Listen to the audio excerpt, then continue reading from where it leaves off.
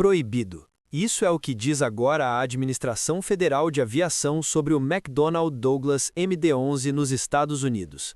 E não estamos falando de rumores nem teorias. Estamos falando de uma diretiva de emergência emitida em novembro de 2025 que deixou em terra centenas de aviões de um dia para o outro. Mas o que aconteceu realmente? Por que um avião que transportava carga por todo o mundo de repente se tornou tão perigoso que a FAA teve que proibi-lo de maneira imediata? Fique até o final porque a história por trás dessa proibição vai te deixar sem palavras. A resposta não é simples. Não se trata só de um avião velho ou de regulamentações de ruído como aconteceu com outros clássicos. Aqui falamos de uma falha catastrófica que ocorreu em pleno decolagem, quando um motor completo com seu pilão se desprendeu da aeronagem, e quando os investigadores começaram a revisar os dados, descobriram algo aterrorizante. O problema não estava em um só modelo, estava em toda uma família de aviões que voaram durante décadas. Mas antes de revelar todos os detalhes técnicos dessa proibição, inscreva-se no Aeroplaneta, ative o sininho e deixe nos comentários se alguma vez você viu voar um MD-11 pessoalmente. E hoje vamos descobrir toda a verdade por trás dessa proibição histórica. Voltemos aos anos 80. McDonnell Douglas precisava de um sucessor para seu bem-sucedido DC-10, um trimotor de longo alcance que havia dominado rotas internacionais desde os anos 70. Mas o DC-10 tinha um problema de imagem. Vários acidentes fatais, incluindo o desastre do voo 191 da Turkish Airlines em 1974 e o voo 273 da American Airlines em 1979, haviam manchado sua reputação. A causa principal era um defeito nas portas de carga e problemas no design do motor número 2 montado na cauda. Assim nasceu o MD-11 em 1986. A ideia era brilhante, pegar o fuselagem do DC-10, esticá-lo quase 6 metros para adicionar 40 assentos a mais, instalar motores mais modernos e eficientes como o General Electric CF680C2 ou o Pratt & Whitney PW4000 Series, incorporar tecnologia digital na cabine com telas de CRT em vez de instrumentos analógicos, redesenhar as asas com winglets para melhorar a eficiência aerodinâmica e aumentar a capacidade de combustível para voos ultralongos. McDonnell Douglas prometia que o MD-11 consumiria 25% menos combustível que o DC-10 e entregaria um alcance de 13.000 quilômetros, suficiente para conectar qualquer par de cidades no planeta sem escalas. O primeiro voo foi em janeiro de 1990 e entrou em serviço com a Finnair em dezembro desse mesmo ano. As companhias aéreas fizeram fila para comprá-lo. FedEx, United Parcel Service, American Airlines, Korean Air e Swiss Air e muitas mais encomendaram um total de 321 aviões. Era o futuro da aviação de carga e passageiros de longo alcance. Mas as promessas não se cumpriram. Desde o início, o MD-11 mostrou problemas sérios. O consumo de combustível era maior do que prometido. Em vez de economizar 25%, mal economizava 10% comparado com o DC-10. As companhias aéreas que haviam comprado o avião esperando essa eficiência ficaram decepcionadas. O alcance também era menor. McDonnell Douglas havia prometido 13.000 quilômetros, mas na prática muitas versões mal chegavam a 11.500 quilômetros.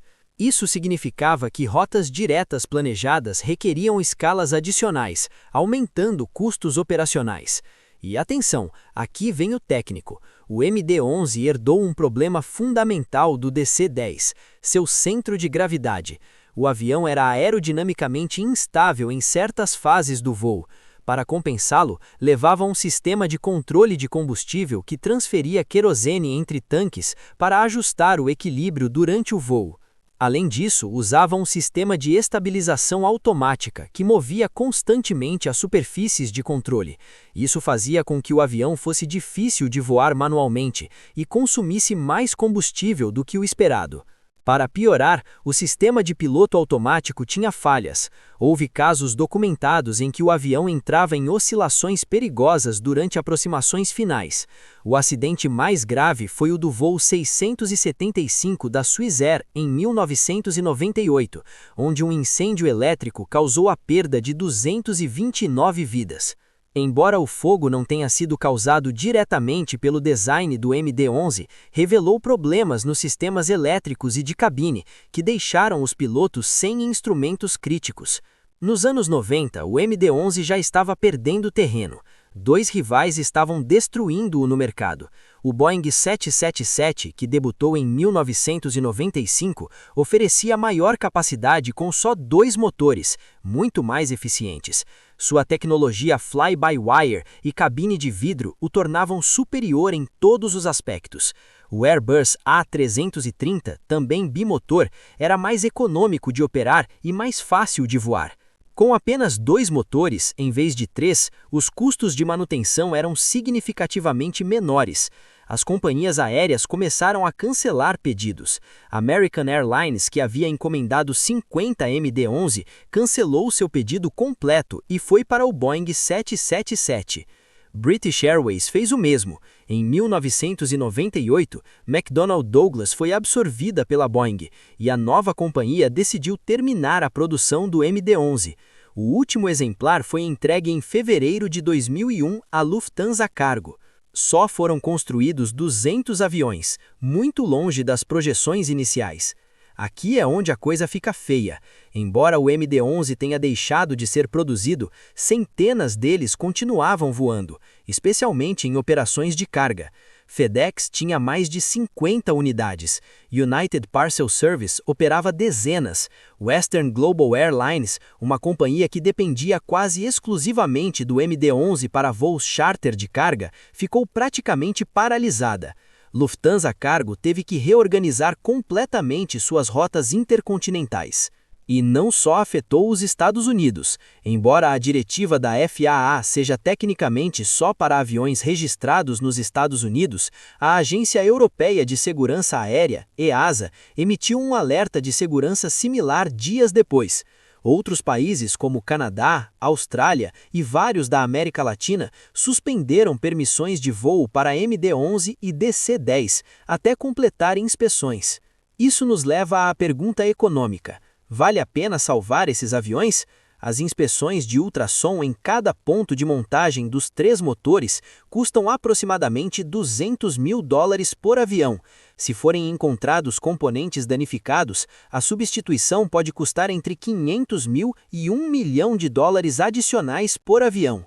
Para um MD-11 que já tem 25 ou 35 anos de serviço, esse investimento é difícil de justificar. Além disso, as peças de reposto são cada vez mais escassas. Boeing deixou de dar suporte técnico direto ao MD-11 há anos. Os operadores dependem de um mercado secundário de peças usadas e empresas especializadas em manutenção. Conseguir um pilão novo ou reconstruído pode levar meses. E depois há o fator do valor residual. Um MD-11 em boas condições antes da proibição valia entre 3 e 5 milhões de dólares. Agora, com a proibição e a necessidade de investimentos maciços, muitos valem menos que suas peças individuais. Para complicar mais as coisas, os seguros aeronáuticos dispararam. As seguradoras, aterrorizadas pelo risco de um acidente catastrófico com um MD-11 que provoque perdas de centenas de milhões de dólares em demandas, multiplicaram as primas por 3 ou 4. Isso faz com que, mesmo que um operador consiga certificar seu avião novamente, o custo mensal de operá-lo seja proibitivo comparado com alternativas modernas. O MD-11 não foi o único trimotor a enfrentar esse tipo de problemas. Outros aviões correram sortes similares. O Lockheed L-1011 TriStar, contemporâneo do DC-10, foi retirado completamente de serviço comercial nos anos 2000, porque a Rolls-Royce deixou de dar suporte aos seus motores RB211 e os custos de manutenção se tornaram insustentáveis. O Boeing 727, do qual já falamos, foi efetivamente banido por regulamentações de ruído Stage 2 no ano 2000. O Tupolev 154, o trimotor soviético, está proibido na Europa desde 2006 por não cumprir normas de ruído e emissões. Só alguns voam na Rússia e Coreia do Norte. E o Concorde, embora bimotor, também caiu vítima de uma combinação de acidente fatal, custos operacionais astronômicos e restrições de ruído supersônico. Foi retirado em 2003. O padrão é claro: aviões com designs complexos, múltiplos motores, alta idade operacional e custos crescentes eventualmente se tornam inviáveis, não importa quão icônicos sejam. Então, o que vai acontecer com os MD-11 e DC-10 que restam? A realidade é sombria. A maioria provavelmente nunca mais voltará a voar. FedEx já anunciou que acelerará a aposentadoria de toda a sua frota de MD-11 e a substituirá por Boeing 767F e 777F. United Parcel Service está fazendo o mesmo. Lufthansa Cargo